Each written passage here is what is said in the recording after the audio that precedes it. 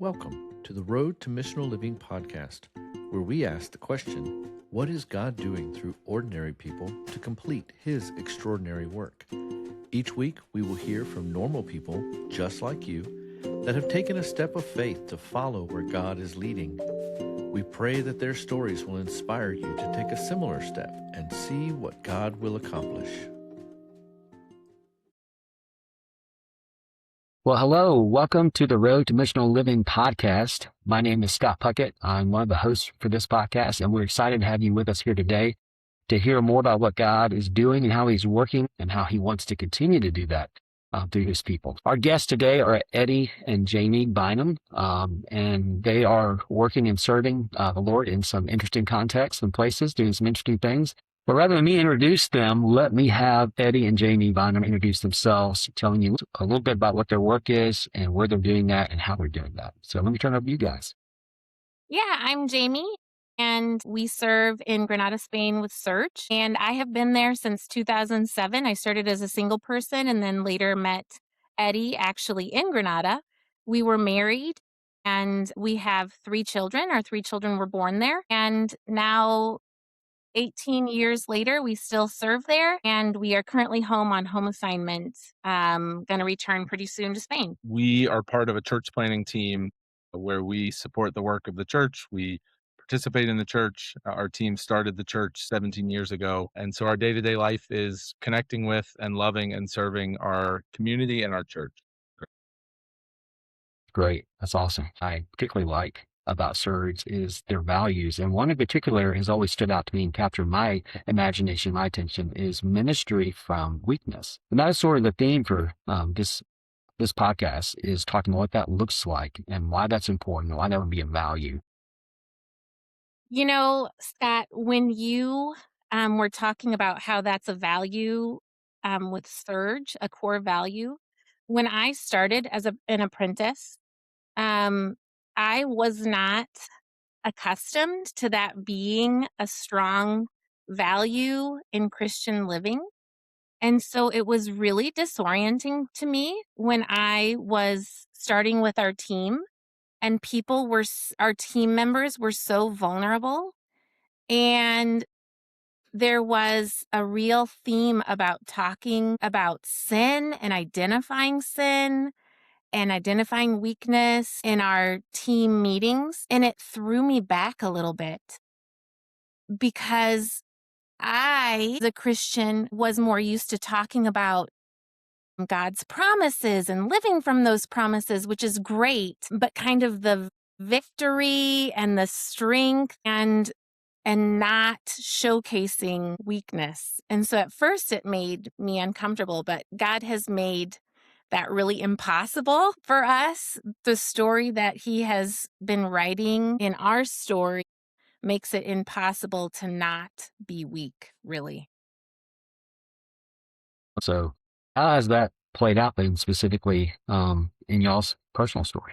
That idea of ministry from weakness can come from a bunch of directions, but one way it's played out for us in 2018, in January of 2018, Jamie and I found out that we were pregnant with our 3rd child. And the next night, I didn't come home from a work thing, from an event at church. And the next Jamie heard, a policeman came to the door to tell her that I was in the hospital, that she needed to get there right away.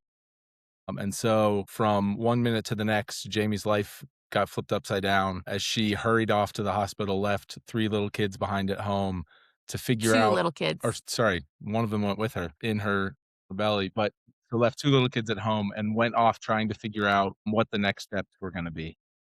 And just to be clear, right, this is in Spain. This is happening in Spain, right? This is happening in Spain.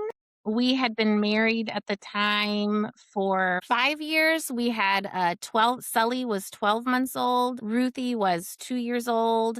And like Eddie said, I had just found out that I was pregnant with Story, and Eddie was 35 and he had never had any medical issues of importance. And I was waiting for him, and instead of him coming home, a Spanish police officer came to our door and he said I needed to go right away. And so I had never experienced anything like that before in my life. As I took the taxi to the hospital that I had never been to. I was texting my teammates that I was closest with, and I was saying that I was afraid that I was headed to the morgue. I thought from what he had told me that I was going to find Eddie dead. Walk us through the next steps that happened at that.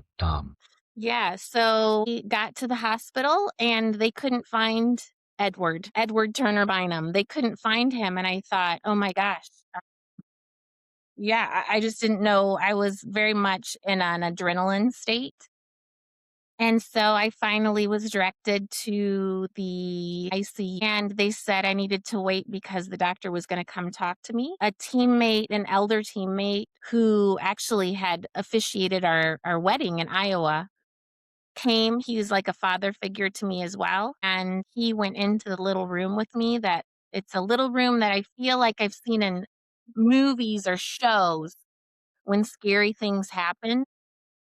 And we went in, and there was a table with a couple chairs for Dan and me, and then a chair for this doctor. And she started to describe what had happened, that Eddie had gone to the pharmacy really close, the closest pharmacy to this hospital, that he was there.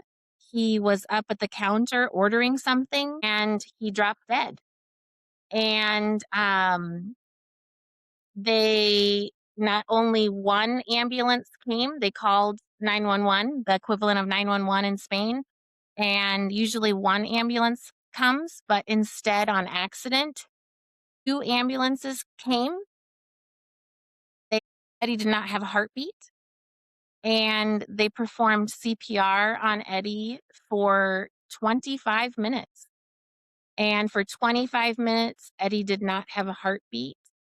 The pharmacist later said he was dead. And they had just had installed, about a week before, they had a external defibrillator installed into that pharmacy. The pharmacist had just been trained in CPR within the last couple weeks of, I think she was a pharmacy tech, of this happening. And one of the people who were performing CPRs, later we heard that he had said, he's young, he probably has kids, we have to keep going, we have to keep going. And she told me, the pharmacy tech told me, that one of them said they were going to call it. They were going to say that he had died. And all of a sudden they saw a heartbeat blip on their machine, and they were able to restore a heartbeat. He was unconscious. And then they took him unconscious to the hospital. And when I found him, when I was able to go in to see him, he was totally unconscious on a lot of machines. I held his hand thinking maybe he'll squeeze my hand back because he'll feel it. But he didn't respond at all. His eyes, nothing. And it was just incredibly scary and incredibly sad. I thought he was going to die.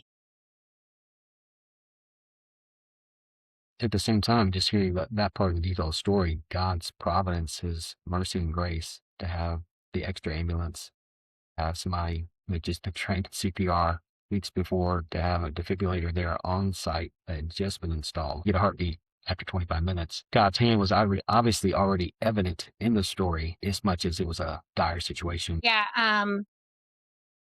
So they decided that they were going to move Eddie to a different hospital in Granada that specialized in heart events. They had said that they were going to check and see the health of his heart to see, investigate why this had happened. And so they also said, when I was in the little room and the doctor was talking to me about what happened, she said, it's very doubtful that we will be able to revive him, that he will wake up from this. And if he does, his brain didn't have oxygen for so long. And so I finally saw him being banged out of the elevator because he's so big. And I touched him, and one of the nurses said, "Oh, you can't touch him." And I said, "He's my husband." And she said, and I started to talk to him, and she said, "He can't hear you." She was kind of rude. And I felt like this person come out of me that usually is more timid.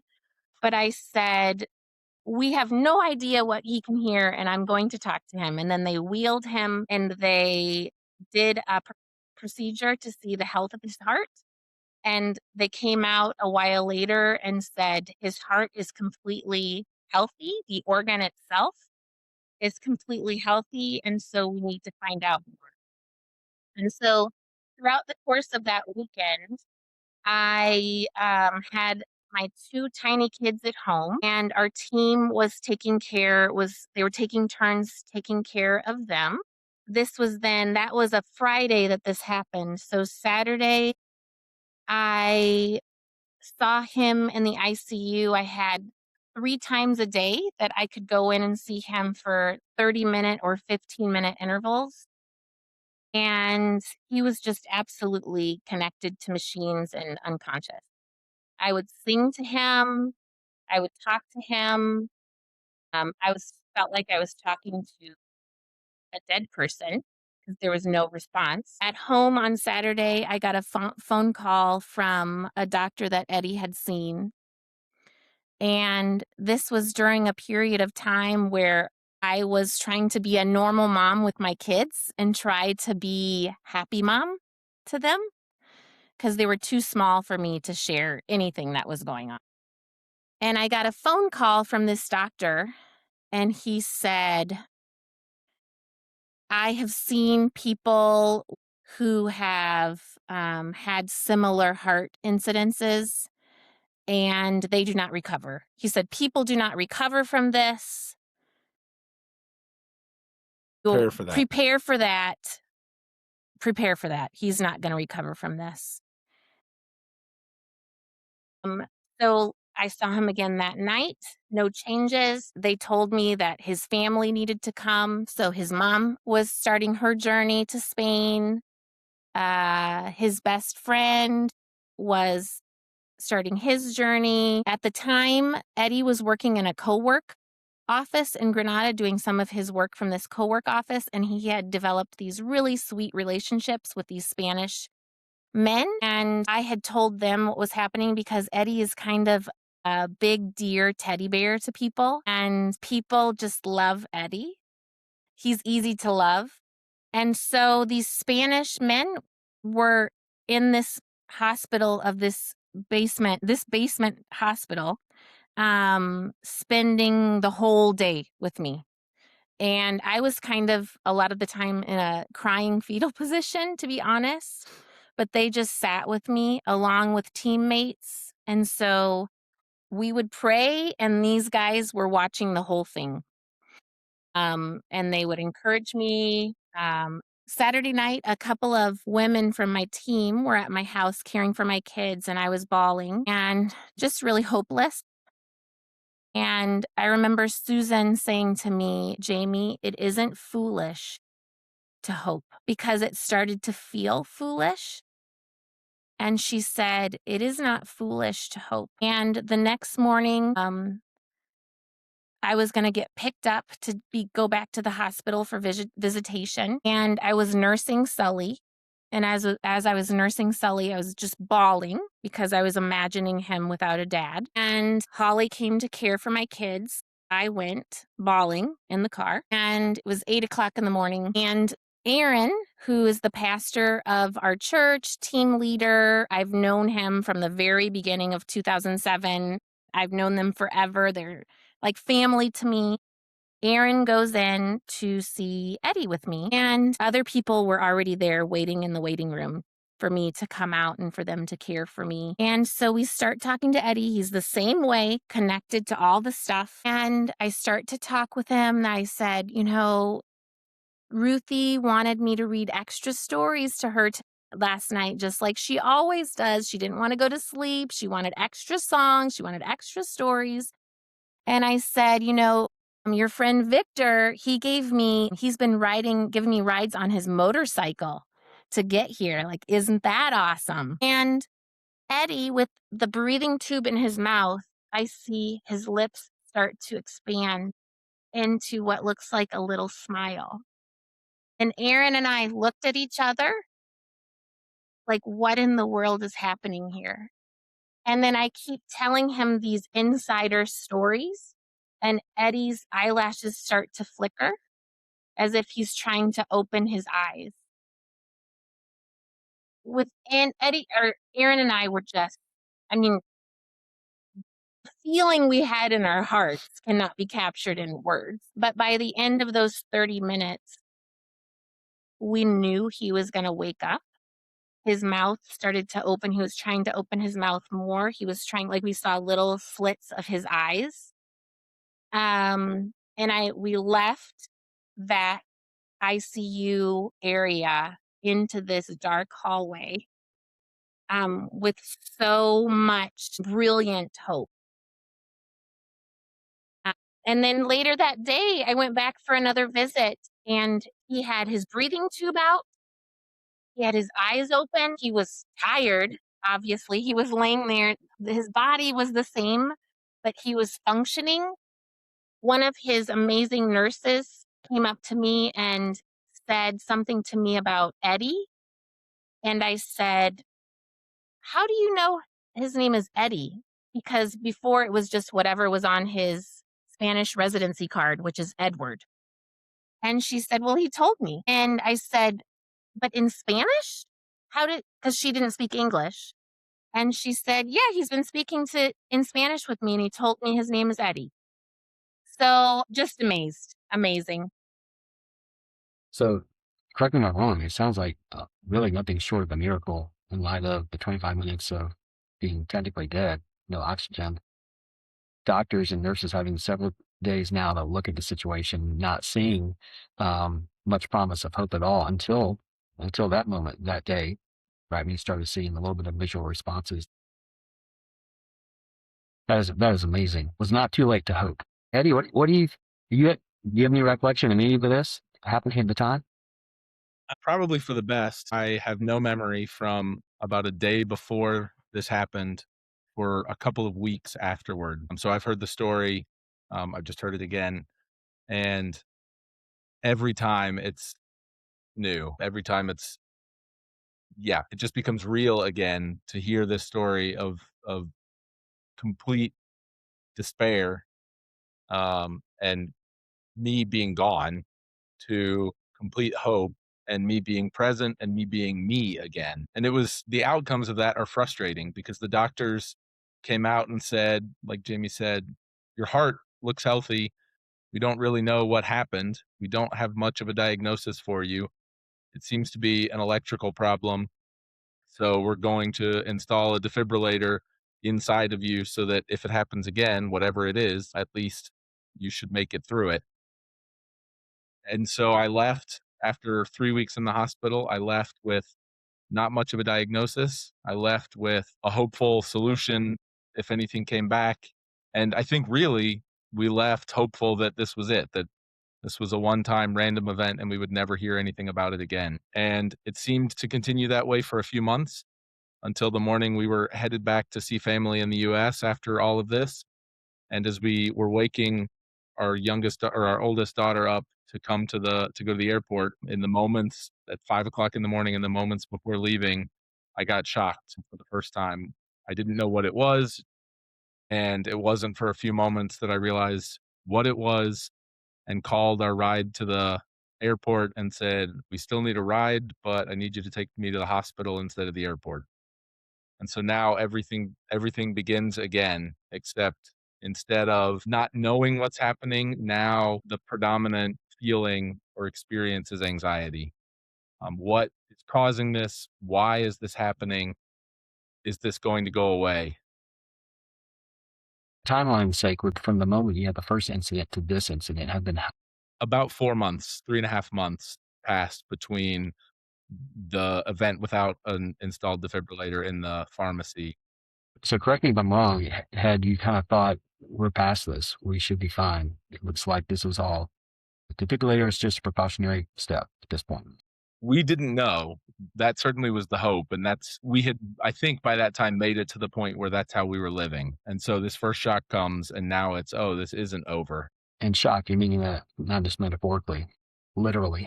Correct. An electrical shock inside my body that is certainly not pleasant. I don't really agree, but the description they gave me to prepare me for this was that people say it feels like getting kicked in the chest by a horse. My experience, I would say, is a little less than I imagine that, but I haven't been kicked by a horse. So maybe, I don't know. So I got a first shock, and the doctors looked at some things and said basically the same thing. This is the problem. This is what we think. It could be years before another shock. It could be less. We'll see. And so we waited almost a month and then traveled to the US and were visiting with Jamie's family for almost a month. And on the morning that we were going to leave to come to Greenville, I got shocked again. Spent time in the morning in the hospital in the emergency room in her small town in Iowa. And the anxiety comes back and the fear comes back and the uncertainty comes back. And we just don't know. I'm going to interject a fun tidbit detail here. In my tiny town in Iowa, there's not enough doctors usually. And so this doctor on the 4th of July, when this happened, had come from Omaha, which is about an hour and a half away. And so he is the doctor in the ICU or in the emergency room, I guess. And he is raising support with his family to go to Africa as a medical missionary, and which was shocking to me in my town and his name is Dr. Story. And we did not know if I was pregnant with a boy or a girl, but we wanted names for all of our children that pointed to who God is, whose they are. And so we ended up naming our third child Story, because of the story that God was writing in her life. And so just the way that we just saw in all of these instances, and then later you might hear of all of the continuing instances that we have experienced with Eddie's heart, how God has really weaved it all into a greater story with his presence and his providence in all of the situations. So this is an ongoing situation, right? Yeah, So tell us a little bit what that is look like. after those first two shocks, we had a little over 2 years before another one. And again, our hearts and our minds and our souls start to rest in what feels like a peace that we hope is going to last. And so 2 years later, in the middle of COVID, I got shocked again. Anxiety in particular comes back because what has felt like a resolved issue suddenly isn't again. After that, there were 3 years before another shock, and again, with each passing day, with each month, and with each year, our hearts feel, safer physically, even for me, our minds and our souls more at peace. But then in 2023 came another shock, and then a really traumatic sequence of shocks while we were on vacation. And the kids were with us on the street, and I got shocked, and the shock didn't work. And I passed out on the street and got shocked again. Spent 2 weeks in the hospital there in France, where the same thing happened again a few days in.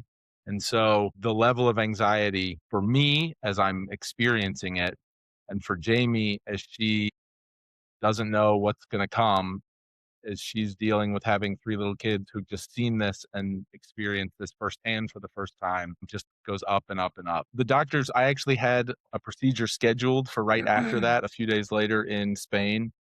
And in the end, the doctors in France sent me home to have surgery to hopefully resolve the problem. And we came out of that surgery again thinking, yay, it's resolved, it's over. And were pretty peaceful mentally and physically for the months after that. And then another shock comes, and the doctors aren't particularly concerned. And so we try not to be particularly concerned. Time goes by, and then it was time to get my defibrillator replaced. The batteries only last about 7 or 8 years. I am hopeful to have 5 or 6 defibrillators in my life or more. But they changed the defibrillator, and then just a couple of weeks after that, I get shocked, or I didn't get shocked, but I had the same heart event without it making it to a shock. So anxiety is going up, but the doctor said, no, it's fine. You can go back to your normal life, go back to the gym, which is where I had been when this happened.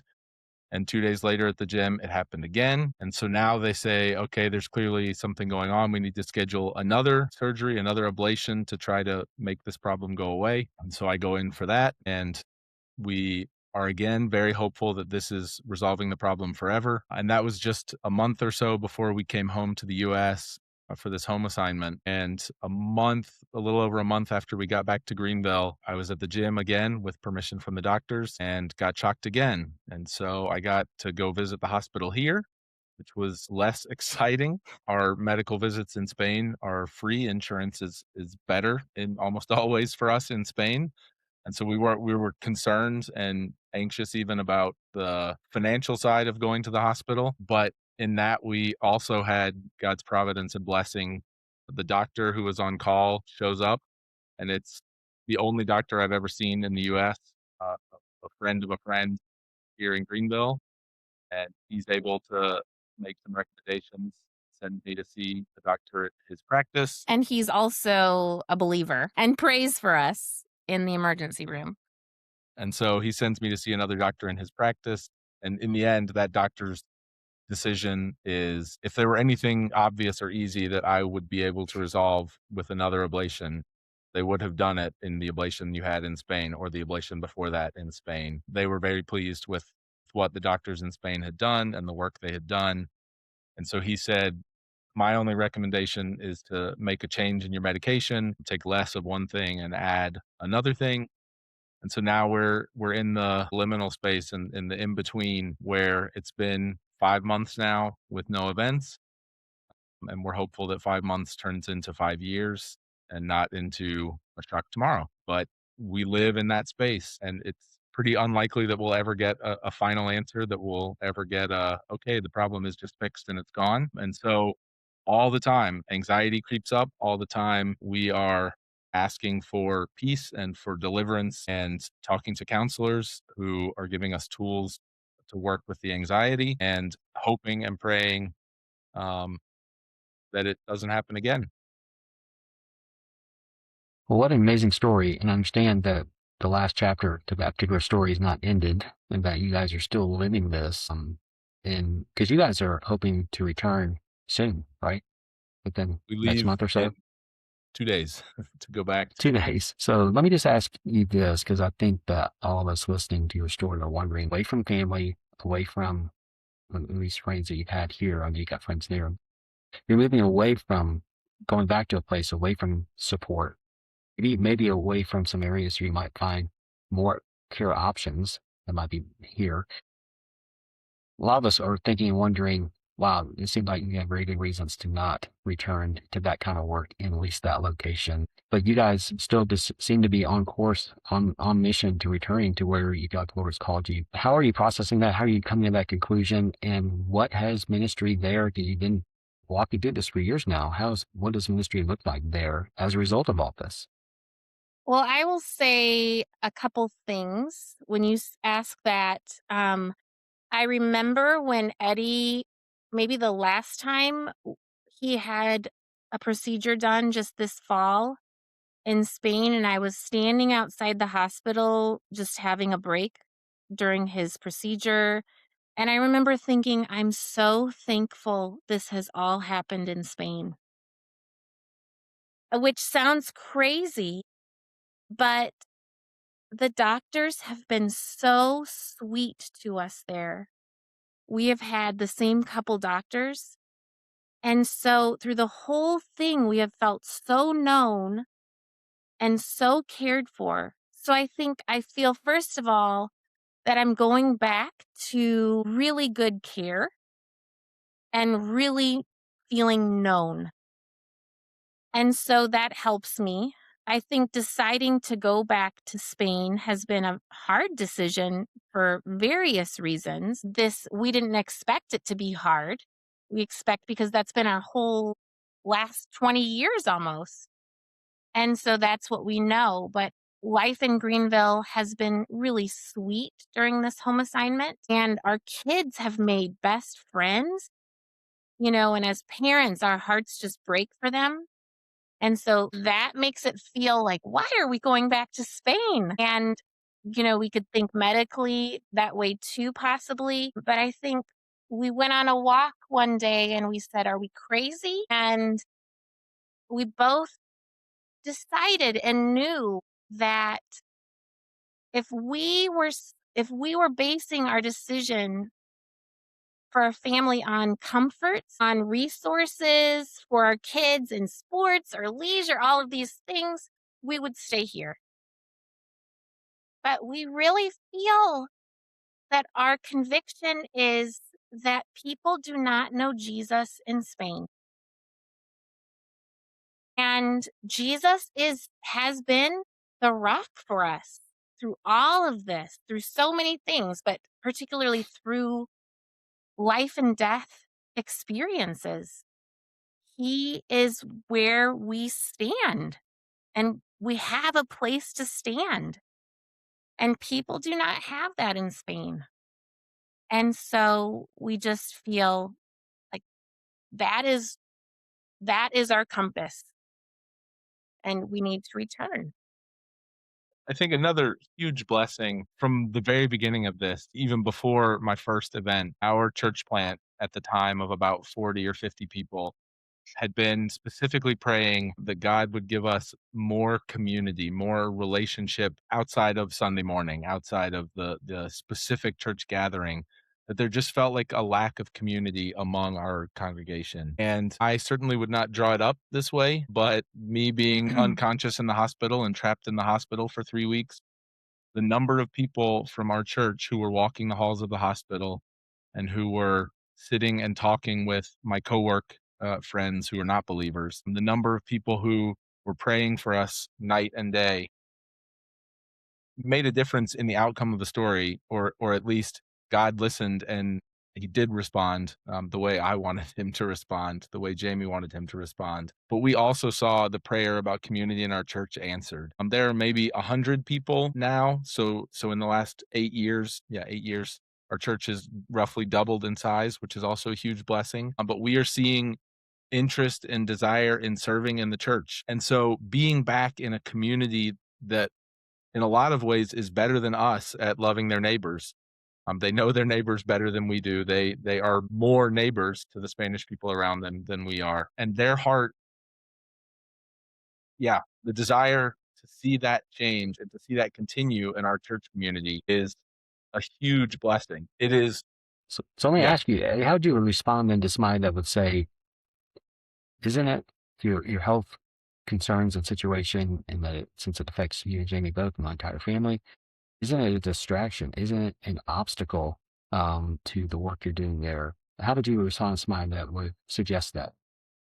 I think there are times when anxiety makes things harder. I think there certainly are times when sitting in the hospital for 2 weeks makes it a lot harder to spend time with people or to do PowerPoint at church. But I think the opportunity and the connection that it makes, that it has been a blessing to outreach and to community and to relationship. The number of people who Jamie gets to walk with, moms at school in particular, who Jamie gets to walk with, who see and hear this story as it continues to unfold and see a response to that that's not to run in fear, but it's also not to pretend like it's not happening or to pretend like the fear is not there. I am a kind of person that I have a really hard time pretending. And so your question is, what really happens is that because we had been there for a good number of years and knew a lot of people, and they would ask me, "How are you doing?" I cannot lie. I cannot say, "Oh, everything is fine," because everything oftentimes is not fine. And so it just is a vehicle to share deep things. And so a lot of our relationships go deep pretty fast and have Mm. because of what we've gone through. And in a particular story, I was going on a walk, like the last walk before we came back for home assignment with one of the moms at school, at our kids' school. And we sat down after the walk and she said, "I've just been amazed since I've known you guys at how strong you are through all of this." And she's not a believing mom. She doesn't have faith. And I said, um, actually, I think I just am so much more aware in the last 8 years of how needy I am, actually, how needy I am and how much I need God. And I said, I do not feel strong. A lot of the times when I am in the hospital, I do not feel strong. I feel absolutely weak, absolutely needy in every single way. Um, and so, yeah, I think she looked at me and kind of chuckled, and she knows me. They know me. They know that I talk about religious, spiritual things, but God uses it all the time. One thing Jamie said that resonates, she said, it has allowed us to get into deep relationship really quickly.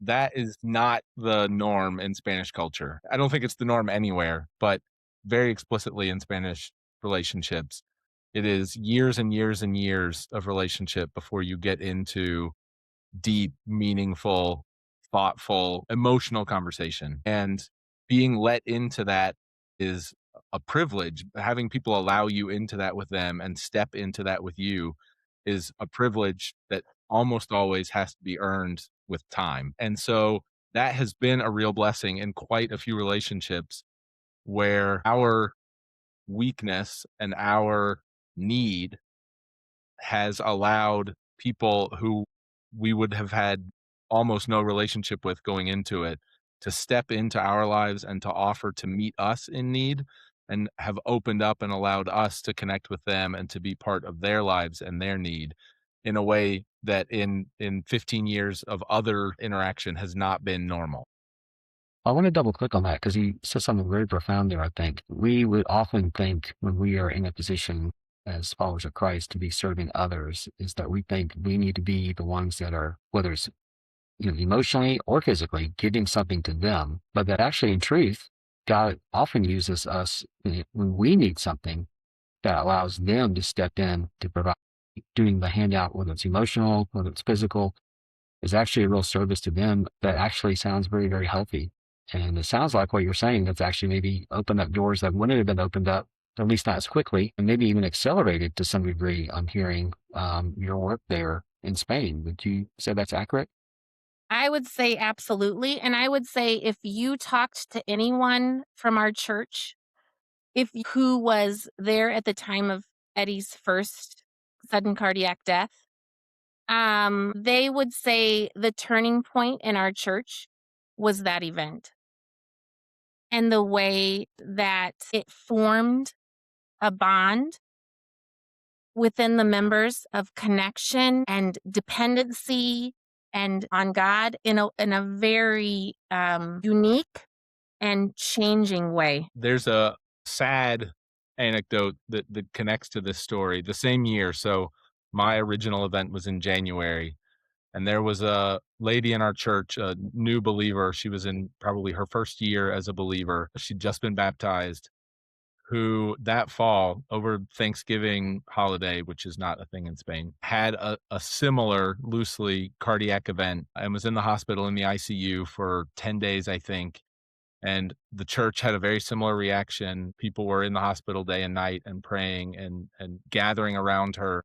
The answer was different, and she is not with us anymore. For her sake, that's beautiful. She's with Jesus now. There is hope for us. Her husband at the time is not a believer, but remains connected to our community because of the time that she spent with us. But getting a different answer to the same request has been an opportunity for our church to continue to find God's to find faith in God when the situation doesn't go the way we want also. But it's sad. And it was sad as a church to walk through that together.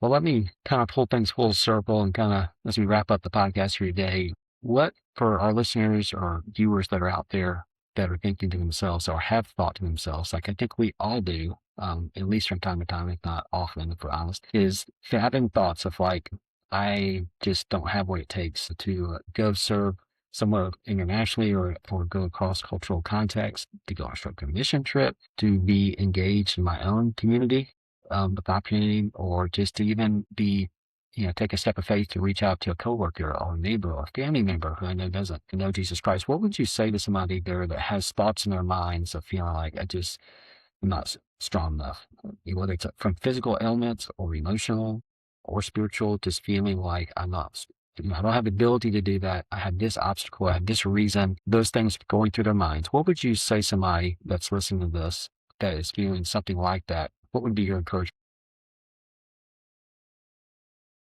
I would say that God uses who we really are, not who we're, pretending to be. And we had a opportunity here in our neighborhood in Greenville. Our son made a friend who became a best friend here in this neighborhood. And his parents have a lot of struggles. And I thought I should ask the mom to go on a walk. I want to do that. But I was afraid. And so I was delaying because I thought, what if I don't have the right things to say? What if I fail? And so God amazingly gave me the grace to see that what was holding me back was my own fear. And so we went on a walk, and that has developed into meeting with them since we've been here and doing gospel centered life, which is a surge curriculum. But I think, so to encourage people in that is just to say, I was afraid. I have been doing mission work for 18 years, and I was afraid to ask my neighbor in Greenville to go on a walk. And I later told her about that fear. I wanted to encourage this woman that we all have fears. That is, I think, our normal human experience. But I'm so glad that we have met with this woman because her life struggles and my life struggles, all of that has worked together to encourage us that God uses us, that we all have something to give. And God uses our scars to encourage. God uses our weaknesses, his grace. My encouraging answer to your question is to be intentionally discouraging and to say, you're right. If your response to, hey, do you think you can go tell your neighbor about this? Or do you think you can serve in this role in the church? Or do you think you can go overseas and be a missionary? If your response to that is, that's hard, I don't know if I have what it takes, you are right. And if you are depending on doing that on your own college education and on your own ability with computers, if you're counting on doing that on your own strength, you're not going to be successful. There will probably be some measure of worldly success. We certainly are going to school and learning things for a reason.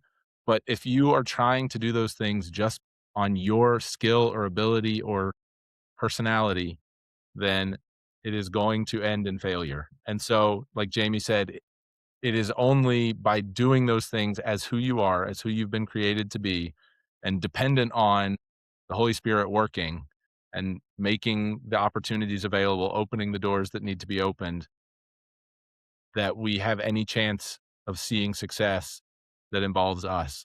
And it's without walking through when the doors are opened, you don't get to see the other side of the door.